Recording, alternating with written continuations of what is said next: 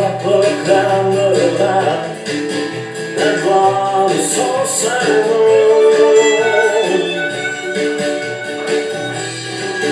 La gloire de son Saint-Nom. La gloire de la gloire. Souvenez Jésus vient bientôt. Une génération se lève, à la fois proclamera la gloire de son Saint-Nom. Une génération se lève, à la fois proclamera la gloire de son Saint-Nom. Toute la terre se réjouira. Les achetés, oui, chanteront. À la gloire de sa venue. Une génération se lève, à la fois proclamera la gloire de son Saint-Nom. Une génération se lève, à la fois proclamera la gloire de son Saint-Nom. C'est toi, ô Dieu, qui nous soutiens. Tu répondras, Seigneur, mon Dieu. À l'appel de notre foi, une génération se lève, à la fois proclamera la gloire de son Saint-Nom. Une génération se lève, à la fois proclamera la gloire de son Saint-Nom. Oui, toute bouche confessera que Jésus est le roi des rois, le Messie Alpha, l'Oméga. Une génération se lève, à la fois proclamera la gloire de son Saint-Nom. Une génération se lève, à la fois proclamera la gloire de son Saint-Nom. Une génération se lève, à la fois proclamera la gloire de son Saint-Nom. Une génération se lève, à la fois proclamera la gloire de son Saint-Nom. Alléluia, gloire à Dieu. Une génération se lève. Je ne sais pas si y en a qui connaissent ce chant-là. Ce chant a été fait en 2012. La postérité le servira, on parlera du Seigneur à la génération Une future. raison Quand pour pas. elle viendra, elle annoncera sa justice. Elle annoncera son œuvre au peuple nouveau-né. Toi, Éternel, tu règnes à jamais. Ton trône subsiste de génération en génération. Ô Dieu, tu es souverain. De ton trône, tu gouvernes l'univers. Dieu haut du ciel. Une génération se lève et cherche ta face, ô Dieu. Tu es fidèle, tu restaures, tu accomplis parfaitement ta parole. Que ses signes sont grands, que ses prodiges sont puissants, que son règne est un règne éternel et sa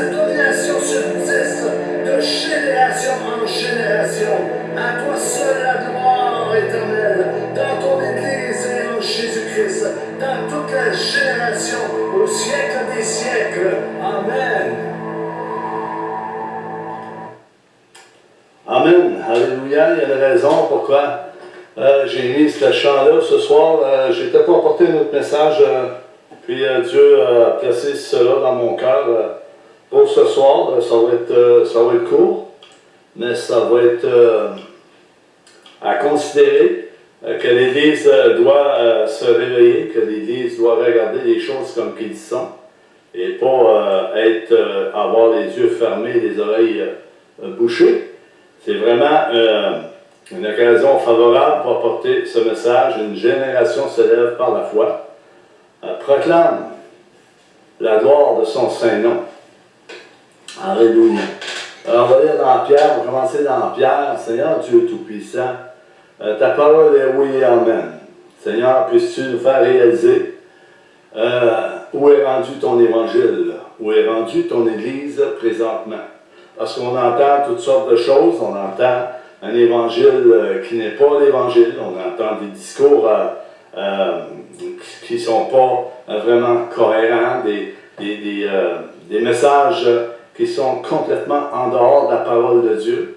Et le Saint-Esprit m'a interpellé ce soir pour changer ce message. J'étais supposé l'apporter dans Hébreux 12, je crois. C'est « Gardez-vous de refuser d'entendre la voix qui vient du ciel, de Dieu, des cieux. » Alléluia. Dieu parle encore aujourd'hui.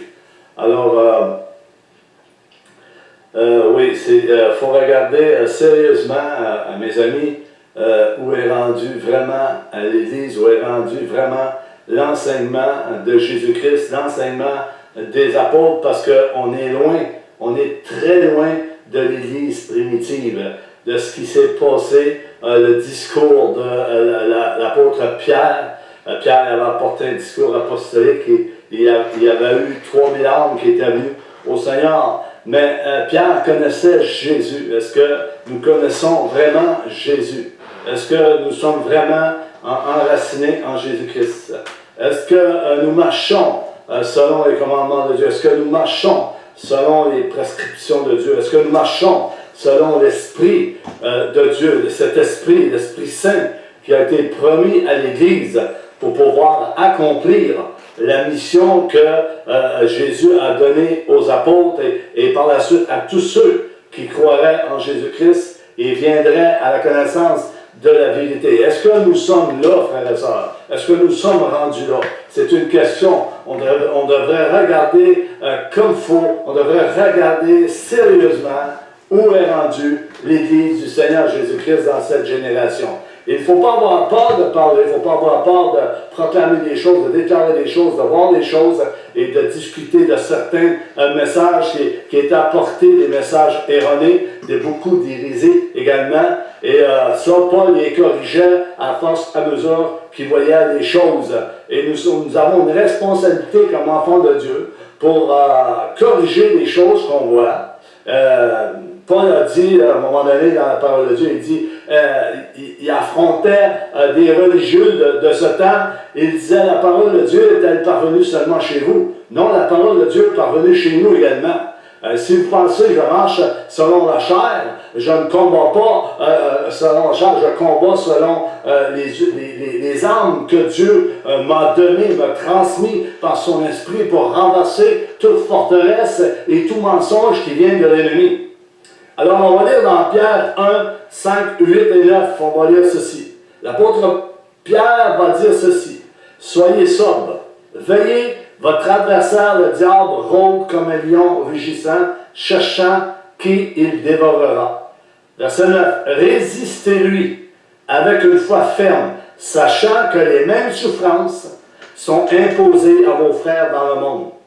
Satan, le diable, le serpent ancien, est un lion rugissant, cherchant à séduire celui qui dort. Beaucoup dorment au milieu de l'Église. Il ne marche plus spirituellement, il marche selon la chair. Et plusieurs ont éteint l'Esprit de Dieu, plusieurs ont méprisé l'Esprit de Dieu, plusieurs contestent encore contre l'Esprit de Dieu et contestent surtout sur le message de la repentance, de la sanctification, de la consécration, née de nouveau en Jésus-Christ. Hein? Beaucoup d'hommes. Satan cherche à séduire ceux qui dorment, ceux qui sont blessés. Beaucoup sont blessés par l'Église. Beaucoup ont été blessés ici et là. Qui n'a aucune crainte. Plusieurs n'ont plus la crainte de Dieu. Ils sont insouciants. Ils sont passifs. Ils laissent passer. Ils entendent des choses et ils ne prennent pas les responsabilités. Et pourtant, Dieu a donné des dons au milieu de l'Église. Beaucoup de dons au milieu de l'Église pour bâtir son Église. Pour que son Église vienne à la stature parfaite de Christ, en maturité. Mais l'Éternel parle, le Saint-Esprit parle, mais on dirait que les oreilles sont complètement bouchées. Il y a un autre évangile qui est apporté et plusieurs adeptes à cet évangile, au lieu de se conformer au vrai évangile, ils se conforment plutôt au monde actuel, à l'idéologie, la pensée de ce monde est entrée au milieu de nous, frères et sœurs, et il faut dégager cette pensée, revenir à l'évangile, le vrai évangile. Plusieurs contestent encore aujourd'hui. Veiller, c'est d'avoir une ferme confiance. Veiller. Le Seigneur a dit aux disciples, veillez. Pierre, Paul, les apôtres, veillez. Veillez. Veillez dans les soins souverains de Dieu. Et cela ne signifie pas que le croyant doit vivre dans l'insouciance. Il y a beaucoup d'insouciance au milieu de l'Église. Beaucoup de paroles qui est dit. Les bottines, il faut qu'ils suivent les babines. Et ce n'est pas le cas. C'est pas le cas. Les bottines, ils s'enfargent constamment dans cette génération-là. Beaucoup s'enfargent, beaucoup amènent des choses qui sont hors contexte, qui sont en dehors de la parole de Dieu. Le diable, c'est un calomniateur, mes amis. C'est donc un ennemi rusé. Il est très rusé, qui défame les croyants, qui cherche à perdre le croyant, à le séduire. Il est rusé à l'éloigner du plan de Dieu. Et beaucoup ont suivi ce plan de l'ennemi. Ils ont... Pierre parle des antichrists. Non, Jean parle que plusieurs antichrists est rentré dans le monde. Et plusieurs sont sous l'influence de cet esprit d'antichrist, de Satan. Et cela se promène au milieu de l'Église. Et ils pensent que c'est l'onction de Dieu. Ils pensent que c'est la voix de Dieu qui leur parle. C'est l'ennemi qui leur parle. Parce qu'on ne verrait pas un évangile comme qu'on voit aujourd'hui. Un évangile qui a été complètement changé. Un autre Jésus. Un autre Jésus. Lui et ses forces sont toujours actifs, frères et sœurs. Sont toujours actifs présentement. Est-ce que nous sommes conscients de ça? Est-ce que l'Église est consciente que les forces du mal sont toujours actives au milieu de ce monde et au milieu de l'Église, frères et sœurs? Ne l'oublions pas, parce que plusieurs l'ont oublié, cherchant leur propre intérêt, cherchant leur propre nature charnelle.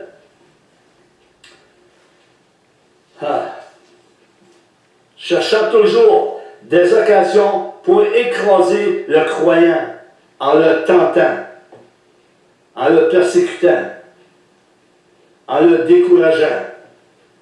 Satan est en train, mes amis, Satan est en train, et plusieurs ne le voient pas. Satan est en train de semer la discorde au milieu de l'Église. Il s'est infiltré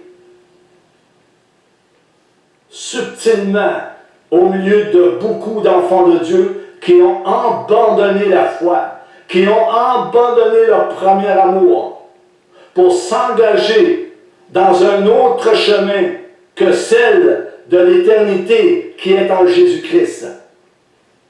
Pourquoi j'ai mis ce chant ce soir, frères et sœurs? Une génération se lève. Cela a été fait en 2012. Le Seigneur m'a inspiré de ce chant.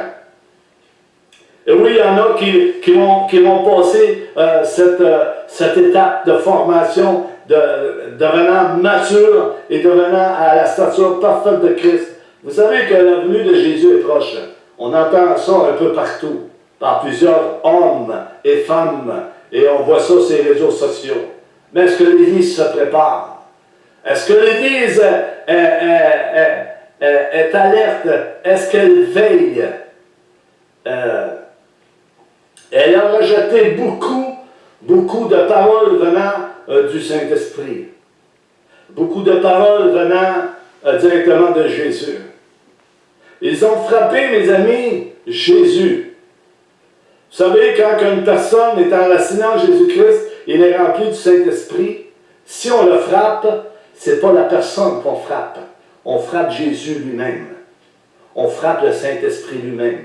On frappe Dieu lui-même. Est-ce que vous êtes conscient de ça? Est-ce qu'on est conscient de ça, mes amis?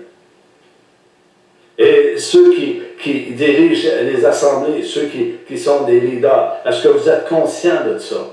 Beaucoup de blessures. Laissez-moi vous dire qu'il y a beaucoup d'amertume au milieu de l'Église. Ne croyez pas que c'est la paix. Plusieurs prophètes vont vous prophétiser la paix. C'est la paix, la sécurité. C'est faux. Ce n'est pas la paix et la sécurité. C'est la guerre, mes amis. C'est le combat spirituellement. Et le Saint-Esprit nous interpelle l'Église à se lever et à se réveiller et à entrer dans leur destination, je pourrais dire, dans leur fonction. Tous et chacun ont une fonction et une responsabilité. Mais plusieurs ont laissé tomber cette responsabilité. Satan les a séduits. La voix de Bélam, 2012. Je ne sais pas si plusieurs connaissent ce chant. Oui, le Seigneur Jésus-Christ appelle son Église à se lever par la foi et à proclamer le vrai Évangile. Les amis, écoutez bien. Ne voyez-vous pas où est passé l'Évangile du Seigneur Jésus-Christ? Ne croyez-vous pas que nous sommes loin de l'Église primitive? Cet Évangile a été tordu. Cet Évangile a été bafoué au fil des années. Cet Évangile a été dilué. Le péché a été changé par des fautes, des oublis, des excuses et des manquements. Le péché, de nos jours, est rendu tabou, mes amis. Le péché est rendu tabou au milieu de beaucoup d'assemblées, au milieu de l'Église. Ça n'existe plus. C'est rendu rose au milieu de l'Église. Tout est beau, tout est correct. Dérangez-moi pas. Non, je ne veux pas entendre ça. Apportez-moi ce que je veux entendre. Vous savez ce qui est écrit dans la parole de Dieu, je n'ai pas besoin de vous le dire. Dans 2 Timothée, dans 1 Timothée, vous savez ce qui est écrit. Pour ceux qui lisent la parole de Dieu, pour ceux qui le savent, du moins. Vous savez que le Saint-Esprit, Dieu est vraiment hérité au milieu de son Église, de ce qui se passe. Laissez-moi vous dire ce que j'ai reçu depuis 2-3 jours, la nuit. J'ai reçu ceci. Le zèle de ma maison me dévore. C'est le Saint-Esprit, c'est Jésus qui parle. Le zèle de ma maison me dévore. Dans le sens que le Saint-Esprit est en train de dire, il y a des choses qui se font au milieu de mon Église qui déshonorent mon Père, qui déshonorent le nom de l'Éternel. Et cela est là présentement, mes amis. Le Seigneur nous appelle à nous repentir, à nous sanctifier encore, à nous approcher de lui. Il veut notre bien. Il veut nous corriger, il veut nous ramener, il veut nous révéler vraiment sa personne, sa pensée. Il faut connaître la pensée de Jésus, frères et sœurs. Mais présentement, il y a beaucoup de pensées de ce monde qui est au milieu de l'Église. De l'idéologie de ce monde qui est au milieu de l'Église. La pensée de ce monde est au milieu de beaucoup d'assemblées, beaucoup d'églises, beaucoup dans les pensées de beaucoup de leaders qui ne veillent pas, qui marchent charnellement, qui ne marchent pas selon les instructions que Jésus a données. C'est très sérieux, mes amis. Il va y avoir des cris tantôt. Beaucoup vont crier. Beaucoup vont regarder vers le ciel, vont se demander qu'est-ce qui se passe. Pourquoi qu'ils vont se demander qu'est-ce qui se passe? C'est parce qu'ils n'ont pas veillé et ils ne connaissent pas Dieu, ils ne connaissent pas la parole de Dieu. Malgré que plusieurs disent connaître Jésus. Beaucoup disent qu'ils ont vu Jésus. Paul ne l'a même pas vu. Il a entendu une voix sur le chemin de Damas. Il n'a pas vu Jésus. Il a vu une lumière et il est devenu aveugle. Personne ne peut voir Jésus, mes amis. Satan se déguise en ange de lumière. Je vous avertis de la part du Seigneur ce soir. Prenez garde. Prenez garde, veillez. Entendez la voix de Dieu. Entendez la voix du Saint-Esprit vous parler. Et laissez-vous guider. Cependant, nous savons que l'Esprit d'Élie est venu à travers de Jean-Baptiste. Et il a été envoyé par Jésus-Christ. Et il va utiliser, laissez-moi vous dire que dans les derniers jours, Dieu va utiliser des hommes, des serviteurs simples du peuple, pour crier haut et fort que le Seigneur revient bientôt en disant « Repentez-vous, revenez à votre bon sens, revenez à l'Évangile. » Savez-vous quoi, mes amis? Le Saint-Esprit, il pleure. Il pleure, Jésus pleure en voyant ce qui se passe en ce moment. Le zèle de ma maison me dévore. Ce que je vois me déshonore. Ce que j'entends me déshonore. Je veux le bien. Je veux sauver. Je ne suis pas venu pour perdre, dit le Saint-Esprit. Je suis venu pour sauver et rétablir mon royaume dans les temps de la fin. Un royaume qui ne sera jamais détruit. Un royaume d'équité. Malgré que l'iniquité augmente de plus en plus dans le pays, frères et sœurs. Des hommes simples du peuple qui vont crier haut et fort. Jean-Baptiste criait fort. Il disait aux Juifs et aux pharisiens, aux Hébreux, jusqu'à quand allez-vous fuir la colère à venir? Il y a une colère qui vient, mes amis. Il y a une colère qui vient. Je l'ai déjà partagé, une colère temporelle. Il y a une colère éternelle qui s'en va directement dans le feu qui ne s'éteindra point. Jésus vient pour faire un ménage. Il a son vent à la main. Écoutez bien ce que je dis. Il a son vent à la main. Il nettoiera son air. Et ce qui restera, il le jettera dans le feu éternel. Il prendra ce qui lui appartient. Le bon blé. Il prendra le bon blé avec lui. Ceux qui ont fait la volonté du Père. Le Seigneur nous appelle dans cette direction. Alléluia. Des hommes qui vont crier haut et fort devant l'attaque des ténèbres, devant le mensonge et l'hypocrisie astucieux de Satan et de ses séductions. Car c'est un séducteur et un menteur, mes amis. Et il est à l'ouvrage plus que jamais. Revenez à Dieu. Revenez dans votre bon sens. Soyez réconciliés. Revenez à la vérité. Repentez-vous. Reconnaissez ce que je vous dis ce soir, frères et sœurs. Reconnaissez ce que l'Esprit nous dit ce soir, ce que Jésus nous dit ce soir. N'attendez pas, ne tardez pas. Ouvrez votre parole. Regardez ce qui est écrit. Et entendez ce qui est dit présentement, si c'est conforme avec la parole de Dieu. Allez vérifier. C'est urgent. Il y a une cloche qui sonne à quelque part. C'est urgent.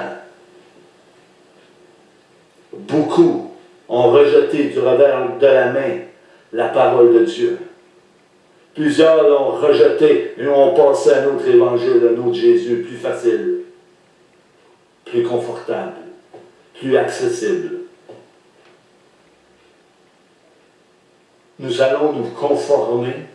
Jésus va se conformer au siècle présent. J'ai entendu ces paroles par des frères et des sœurs, mes amis. Quelle hérésie, quel mensonge de l'ennemi. Et beaucoup gomment cela. Beaucoup acceptent ces paroles. Une voix crie, préparez au désert le chemin de l'Éternel. C'est quelle voix qui crie? Jean-Baptiste criait dans le désert, préparez le chemin. Préparez le chemin de l'Éternel. L'Église doit préparer le chemin de Jésus qui arrive. Tout en étant obéissant à l'Esprit de Dieu. Aplanissez dans les lieux arides une route pour notre Dieu. Isaïe 40, verset 3. Église, écoutez bien. Écoutez bien. J'aime l'Église. J'aime les frères et les sœurs. Je vais être là jusqu'au bout pour pouvoir exhorter, pour pouvoir apporter ce que le Seigneur dépose dans mon cœur. Parce que j'aime l'Église. Dieu m'a donné une mission, je vais terminer cette mission. La parole de Dieu m'est parvenue à moi aussi, comme à ceux qui sont partout dans le monde. L'Église, cessez de jouer. Et sois ce que tu dois être. Église, cesse de te lamenter et prends ton autorité, ce qui est écrit, l'épée à double tranchant, qui est la parole de Dieu. Et proclame et déclare ce qu'elle dit. Je répète ces paroles. Église, cesse de te lamenter et prends ton autorité. Ce qui est écrit, l'autorité de la parole de Dieu. Pas une autorité personnelle, l'autorité de la parole de Dieu, ce qui est écrit. L'épée à double tranchant, qui est la parole de Dieu. Proclame, déclare ce qui est écrit. Église, cesse les compromis et proclame la vérité. Église, cesse de te faire mentir. Use de discernement, parce que plusieurs n'ont pas de discernement. Et je prie que Dieu donne le discernement à l'Église, à chaque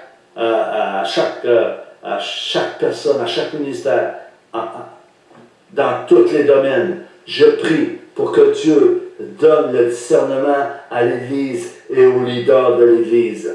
Beaucoup de choses est partagées qui ne devraient pas partagées. Beaucoup de choses de ce monde est partagé au milieu de l'Église et c'est de l'idolâtrie. Dieu est hérité, mes amis. Comprenez ce que l'Esprit de Dieu dit à l'Église. Alléluia. Église, cesse de dormir, réveille-toi d'entre les morts et Christ t'éclairera. Le seul qui peut t'éclairer, mes amis, c'est Jésus-Christ. C'est le Saint-Esprit. Il est la lumière de ce monde. Il est le bon pain. Il est le prince de la paix.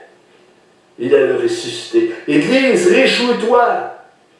Ton roi vient bientôt te chercher. Réjouis-toi, Église. Car ton roi vient te chercher bientôt. Et c'est une réalité. Qu'on puisse être éveillé, qu'on puisse s'édifier, s'exhorter les uns les autres. Laissez-moi vous dire que Dans le livre de Jérémie, l'Éternel parle à Jérémie et lui dit, « Ma parole n'est-elle pas comme un feu, dit l'Éternel, et comme un marteau qui brise le roc. » Jérémie 23, 29. Jérémie avait un feu en dedans.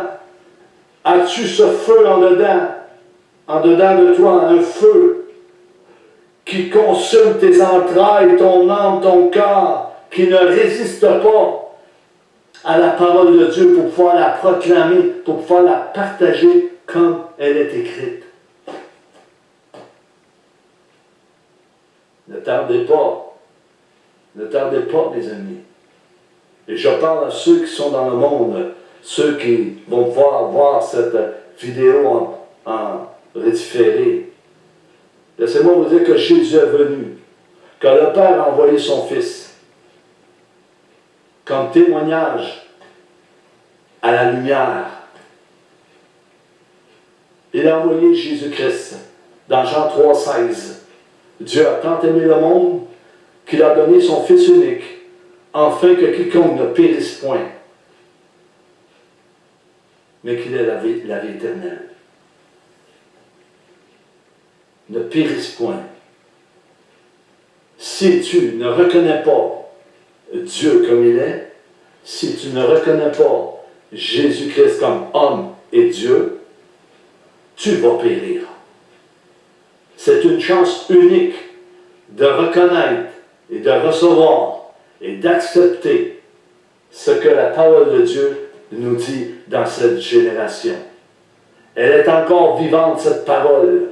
Elle ne ment point. Elle est efficace. Alors, Jésus t'appelle à le suivre. T'appelle à confesser tes péchés, à te repentir, à te réconcilier avec lui. Car laissez-moi vous dire que notre vie ne nous appartient pas. Notre vie appartient à Dieu. Alléluia. Je termine. Soyez bénis abondamment. Et retenez ce qui a été dit ce soir. Examinez. Examinez vos vies comme je peux examiner la mienne. Examinons ce que nous entendons, ce que nous recevons. Car tous et chacun, nous avons une responsabilité devant le Dieu Tout-Puissant. Si tu ne prends pas cette responsabilité, c'est toi qui auras des conséquences. Pas ton frère, pas ta soeur, pas ta mère, pas ta femme. Toi seul, tu auras des conséquences devant Dieu. Et cela est très sérieux. Soyez bénis abondamment et veillez. C'est-à-dire qu'on soit ferme dans la foi au salut. Je vous laisse, soyez bénis abondamment. Bonne fin de soirée.